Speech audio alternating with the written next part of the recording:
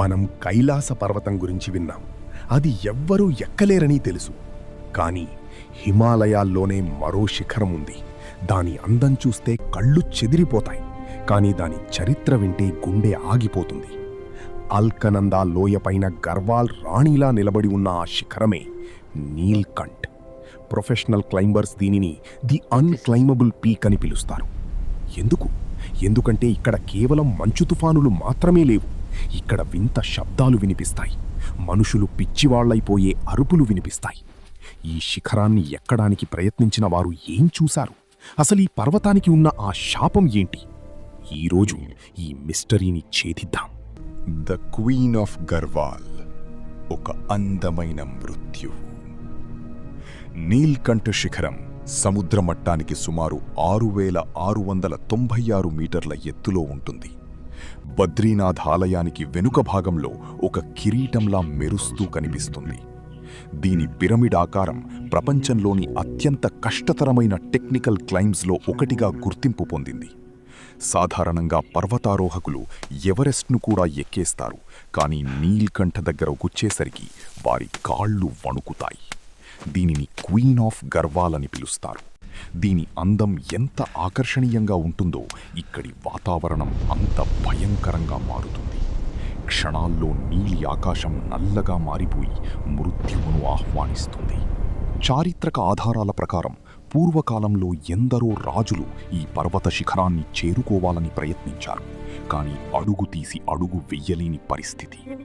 ఈ పర్వతం పైకి వెళ్లే కొద్దీ ఆక్సిజన్ తగ్గడం మాత్రమే కాదు, గురుత్వాకర్షణ శక్తిలో కూడా మార్పులు వస్తాయని కొందరు నమ్ముతారు. బద్రీనాథ్ క్షేత్రానికి రక్షణ కవచంలా ఉన్న ఈ పర్వతం వెనుక ఏదో ఒక దైవిక శక్తి లేదా ఏదో ఒక అతీంద్రియ శక్తి దాగి ఉందని స్థానిక ప్రజలు దశాబ్దాలుగా చెబుతూనే ఉన్నారు. ఈ శిఖరం కేవలం రాయి మంచు కాదు, ఇది ఒక సజీవ రహస్యం. విఫలమైన సాహసాలు, ప్రాణాలు తీసిన పంతం. 1930ల నుండి 1950ల వరకు ఎందరో విదేశీ పర్వతారోహకులు నీల్కంఠ్ పైన జెండా పాతాలని వచ్చారు. 1951లో ఫ్రాంక్ స్మైత్ వంటి అనుభవజ్ఞులు కూడా ఇక్కడ ఓటమిని ఒప్పుకోవాల్సి వచ్చింది. వారు చెప్పిన మాటలు ఇప్పటికీ రికార్డుల్లో ఉన్నాయి. మేము శిఖరానికి దగ్గరగా వెళ్తున్న కొద్దీ పర్వతం మాతో మాట్లాడుతున్నట్టు అనిపించేది అని వారు పేర్కొన్నారు. ఆ పర్వతం మనుష్యులను ఆహ్వానించడం లేదని, పైగా వారిని వెనక్కి నెట్టేస్తోందని వారు భయపడి వెనుదిరిగారు. ఎందరో క్లైంబర్స్ మంచులో సమాధి అయిపోయారు. వారి శరీరాలు కూడా దొరకలేదు. 1959లో జరిగిన ఒక సాహస యాత్రలో క్లైంబర్స్ ఒక వింత అనుభవాన్ని ఎదుర్కొన్నారు.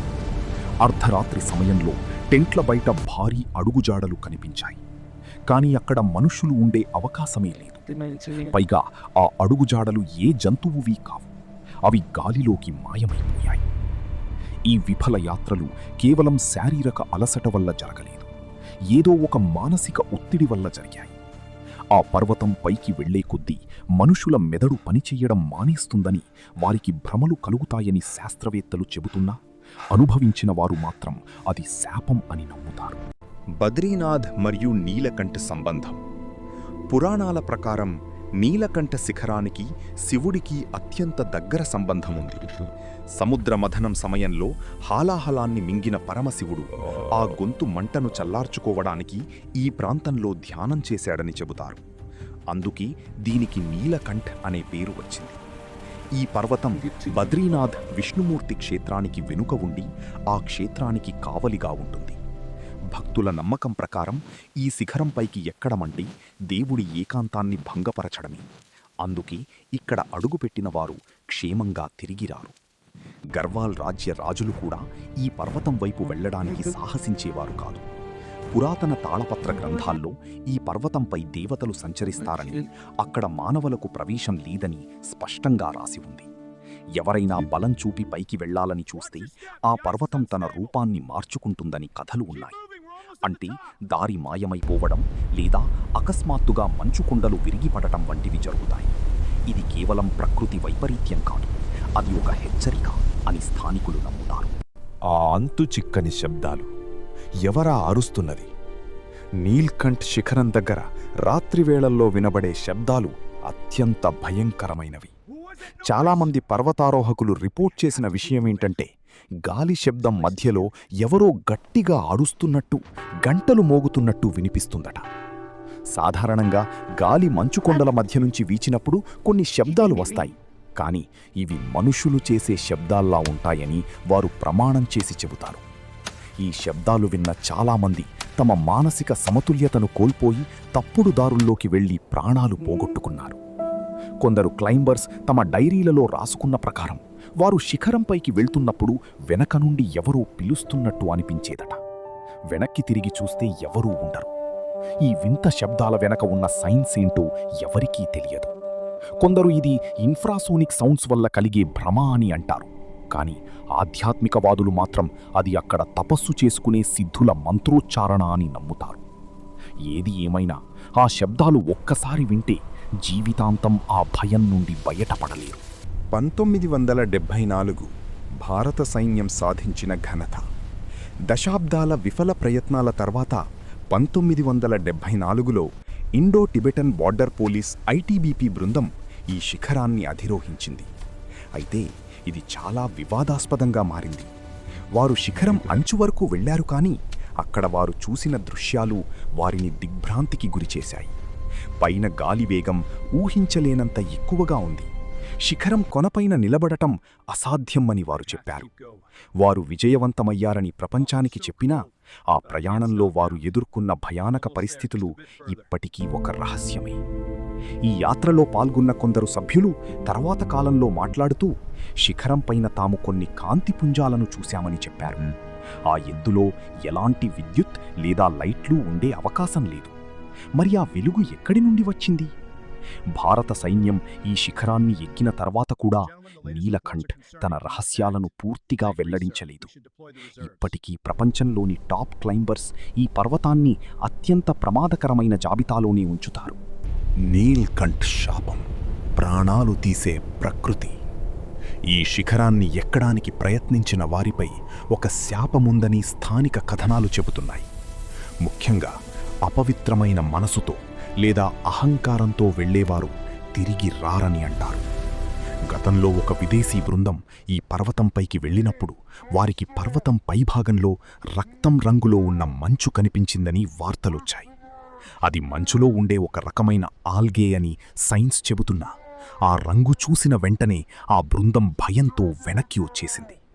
ఆ తర్వాత వారిలో చాలామంది వింత వ్యాధులతో మరణించారు. మరో సంఘటనలో ఒక పర్వతారోహకుడు శిఖరం మధ్యలో ఉండగా అతనికి ఒక ముసలి వ్యక్తి కనిపించాడట. ఆ చలిలో కేవలం ఒక చిన్న వస్త్రంతో ఆ వ్యక్తి మంచులో నడుస్తున్నాడట. అతన్ని అనుసరించిన ఆ క్లైంబర్ దారి తప్పిపోయాడు. చివరికి రెస్క్యూ టీం అతన్ని కాపాడింది, కానీ అతను మళ్ళీ ఎప్పుడూ మాట్లాడలేకపోయాడు. ఆ ముసలి వ్యక్తి ఎవరు? అసలక్కడ మనుషులు ఎలా ఉండగలరు? ఈ ప్రశ్నలకు సమాధానం లేదు. నీల్కంఠ్ శాపం అంటే కేవలం మరణం కాదు, అది ఒక తెలియని భయం. Science versus mystery. శాస్త్రవేత్తల ప్రకారం నీలకంఠ పర్వతం యొక్క భౌగోళిక అమరిక వల్ల అక్కడ వాతావరణంలో అకస్మాత్తుగా మార్పులు వస్తాయి. ఈ పర్వతం యొక్క రాతి నిర్మాణం విద్యుదయస్కాంత తరంగాలను ప్రభావితం చేయవచ్చు. దీనివల్ల దిక్సూచీలు సరిగ్గా పనిచేయకపోవడం, మనుష్యులకు భ్రమలు కలగడం జరుగుతుందని వారు విశ్లేషిస్తారు. కానీ ఆ వింత శబ్దాలకు మరియు ఆ కాంతి పుంజాలకు సైన్స్ దగ్గర ఖచ్చితమైన సమాధానం లేదు. అలాగే ఈ పర్వతం చుట్టూ ఉండే వనమూలికల నుండి వెలువడే కొన్ని వాయువుల వల్ల పర్వతారోహకులు మత్తులోకి జారుకుంటారని, అందుకే వారికి వింత శబ్దాలు వినిపిస్తాయని ఒక థియరీ ఉంది. కానీ దశాబ్దాల అనుభవం ఉన్నవారు కూడా ఎందుకు భయపడుతున్నారు? సైన్స్ కేవలం భౌతికమైన విషయాలను వివరిస్తోంది, కానీ అక్కడ అనుభవించే ఆధ్యాత్మిక భయాన్ని వివరించలేకపోతోంది. అందుకే నీలకంఠ ఇప్పటికీ సైన్స్కు ఒక సవాలుగానే మిగిలిపోయింది. కైలాసం కంటే ప్రమాదకరమా? చాలామంది నీల్కంఠ్ను మినీ కైలాసం అని కూడా పిలుస్తారు. కైలాస పర్వతాన్ని ఎవరూ ఎక్కలేరు, అది నిషేధించబడింది. కానీ నీల్కంఠ్ను ఎక్కడానికి అనుమతి ఉంది, కానీ ఎవ్వరూ సాహసించరు. ఎవరైనా వెళ్ళినా వారు శిఖరం అంచు వరకు వెళ్లడం చాలా అరుదు. టెక్నికల్గా చూస్తే ఎవరెస్ట్ కంటే నీల్కంఠ్ ఎక్కడం కష్టం. దీని నిటారుగా ఉన్న గోడలు, వర్టికల్ వాల్స్ క్లైంబర్స్కు నరకం చూపిస్తాయి. ఒక రకంగా చెప్పాలంటే ఇది ప్రకృతి సిద్ధంగా మనుషులకు నిషేధించబడిన ప్రాంతం. హిమాలయాల్లోని ప్రతి శిఖరం వెనక ఒక కథ ఉంటుంది. కానీ నీల్కంఠ్ వెనక ఒక భయం ఉంది. అది గౌరవంతో కూడిన భయం. బద్రీనాథ్ వెళ్లే ప్రతి భక్తుడు ఈ శిఖరాన్ని చూసి నమస్కరిస్తారు తప్ప దాని పైకి వెళ్లాలని కోరుకోరు. ఎందుకంటే కొన్ని రహస్యాలు రహస్యంగా ఉంటేనే అందం మరియు క్షేమం. ఈ పర్వతం తనను తాను రక్షించుకుంటుంది. తన శాంతిని భంగపరిచే వారిని శిక్షిస్తుంది. నీల్కంఠ్ కేవలం ఒక పర్వతం కాదు, అదొక హెచ్చరిక. మనిషి తన టెక్నాలజీతో ఎంత ఎదిగినా ప్రకృతి ముందు తల వంచాల్సిందే అని చెప్పే ఒక నిదర్శనం. ఆ వింత శబ్దాలు, ఆ కాంతి పుంజాలు, ఆ శాపాలు, ఇవన్నీ నిజమా లేక మన భ్రమలా? దీనికి సమాధానం ఆ శిఖరంపైనే ఉంది. కానీ అక్కడికి వెళ్ళి తిరిగి వచ్చిన వారు మాత్రం ఒకటే చెబుతారు: కొన్ని ప్రదేశాలు మనుషుల కోసం కాదు, దేవుళ్ళ కోసం మాత్రమే. మీకేమనిపిస్తుంది? నీల్కంఠ్ శిఖరంపై నిజంగానే దైవిక శక్తులు ఉన్నాయా, లేక ఇదంతా కేవలం సైన్స్తో వివరించగలిగే భౌగోళిక మార్పులా? మీ అభిప్రాయాన్ని కామెంట్ చేయండి. ఇలాంటి మరిన్ని ఇంట్రెస్టింగ్ మిస్టరీస్ కోసం సబ్స్క్రైబ్ చేసుకోండి. మళ్ళీ కలుద్దాం. అంతవరకు జాగ్రత్త.